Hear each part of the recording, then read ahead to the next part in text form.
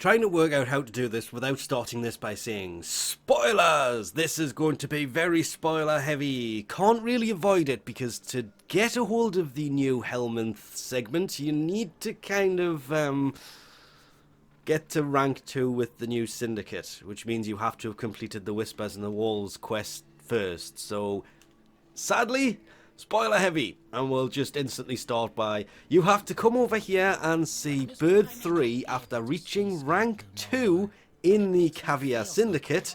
Just go to Browse Wares, regret not doing this until you've maxed it out, and pick up the new segment. This will need 5 new Echo Vocas that you get from doing missions to build it, or you can buy one every day from Lloyd. That is also a possibility.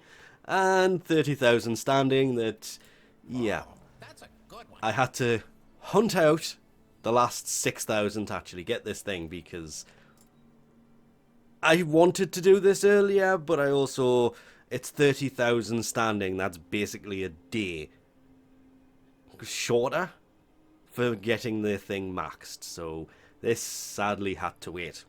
And did check the marketplace. The Coalescent fusion thing is not in there at all, which is kind of sad to see because I was really hoping it would be in there. Because what the helminth Coalescent segment does, it allows you to, it does say it, allows the helminth, to fuse Archon shards into more powerful ones. 24 hours, but that's ridiculous. And it means that you can take, well, why make you wait? When we can just go over here and actually demonstrate it by, yes, install that segment, go to Archon shards. Ah look, there they are at the top. And yes, I'm re-recording this because I realised I got a bit too excited. Emerald Archon shard, which is toxic status effects. Deal 30% more damage. Recover 2 health each time an enemy is damaged by toxic. Gain 10% ability damage on enemies affected by corrosive. Or increase the max stack of corrosive status by 2. There is also the Topaz. This one seems blast heavy. Gain 1 health per enemy killed with blasts. Maximum of 300 health. Depends if that's on a timer, really, doesn't it? Regenerate 5 shields when inflicting an enemy with blast status. Increase secondary crit chance by 1%, goes up to 50. By hitting or killing enemies affected by heat damage. Should mention that one. Gain 10% ability damage. Oh yes. Gain 10% ability damage on enemies affected by radiation status. That, I can think of so many frames that will go really well on. Actually, the new frame that will go ridiculously well on. And then there is the Violet Archon shard. This is why there is the new Necrocell missions, to be able to get more Archon shards, because you used to only be able to get 1 in a week. Violet Archon shards. Gain 10% ability damage on enemies affected by electricity status. Gain 30%. You can only choose one of these, by the way. Gain 30% primary electrical damage. It does stack depending on if you have Crimson, Azura, or Violet Archon shards equipped. Gain 25% melee crit damage, when max energy is over 500. Yeah, the damage boost doubles to 50%.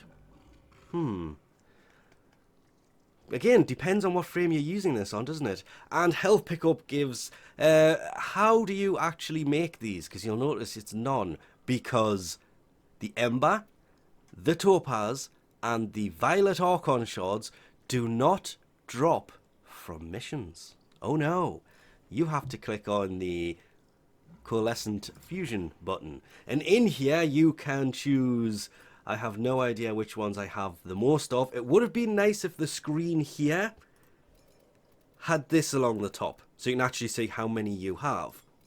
But if we take a blue and a yellow, it will make an emerald, or a blue and a red will make the violet, or we take a yellow and a red and it makes the topaz. You have to fuse them together to do this.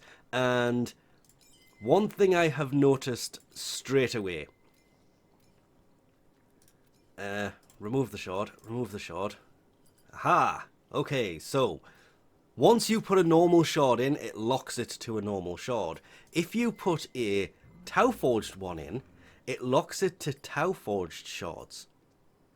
Which means you would then get a Tau Forged combined shard. Coalescent shard. Which, as you can imagine, does give a little bit of an extra bonus. Not the best of bonuses, though. It's still pretty nice. Increase max stacks of corrosive by 3, compared to by 2. So it does increase them. But is it worth using up those precious Tau Forged for this?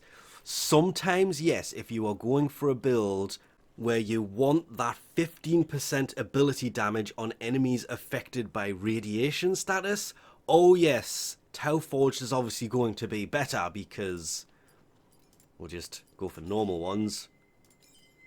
It's only 10% now. It's an extra 5% ability damage on enemies affected by radiation. And if you are using a frame that is heavy on radiation, oh, as somebody who still to this day does not see the point in the amber Archon shards, that's also yellow. Amber's orange. Never mind. Casting speed, parkour speed, effectiveness of energy orbs, effectiveness of health orbs, and maximum energy is filled on spawn. I don't use these ones. I have been looking for an excuse to take this off and get rid of it. Because I don't know why it's in there. Well, parkour velocity. And just put something more interesting in there. I was actually thinking about replacing it with a blue one, but wanted one of each on here for the sake of it. This gives us options. Many options.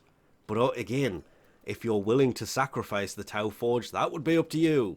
I don't want to. I don't have many of them.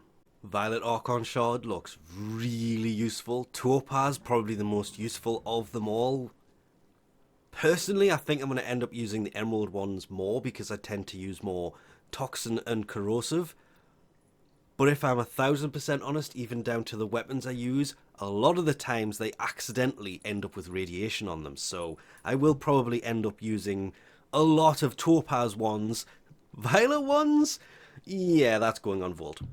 Probably just Volt. And that's because the ability damage on enemies affected by electrical status is increased by 10%. Probably about it. Oh, and the 30% primary electrical damage gains an additional blah blah blah blah blah blah. Yeah, that's Volt. Other two, we'll use them quite a lot, so the yellow ones are still kind of useless, and the purple one is it's the only Archon shard in the whole Coalescent system that doesn't use the amber Archon shards. Which kind of sucks because the useful ones are the Azura one and the Crimson one. If you use a lot of electricity, yeah, okay, it could be fairly useful. But the amber ones are kind of useless. For a lot of different things. They are useful for a lot of frames, but casting speed, parkour velocity, these are things that, given the choice between ability strength, ability duration, max health, max armor, max shield capacity, max energy, yeah, it's not that it's useless, it's just that the other two are better in pretty much every single way. And it doesn't use one, which is a bit of a shame. And I'm also not going to waste the Archon shards on them when, to be fair, I've still got about 7 different frames I need to set up, but I need to have about 20 of these normal ones, and yeah, I kind of haven't done the Archon shard missions in quite some time. Because the amber ones, kind of useless to me. Violet Archon shard, of course, being mostly electrical based, with the Topaz Archon shard being more blast, fire and radiation based, and the Emerald Archon shard being toxin and corrosive. I will probably end up using that one more than anything else, but they all, I can see lots of different frames that are capable of using these, and that will make them much, much stronger. It's just a damn shame that exists. Unless you're a Volt main, in which case, that exists. I'm not, so it's the fact it uses the 2 good Archon shards. Why couldn't it just use... Why can't we fuse 2 of the same Archon shards together to create Tau Forged? Come on, Digital Extreme, it's a simple system we've been asking for like 2 years. With that, we'll leave this off here. Thanks for watching, and I'll catch you next time.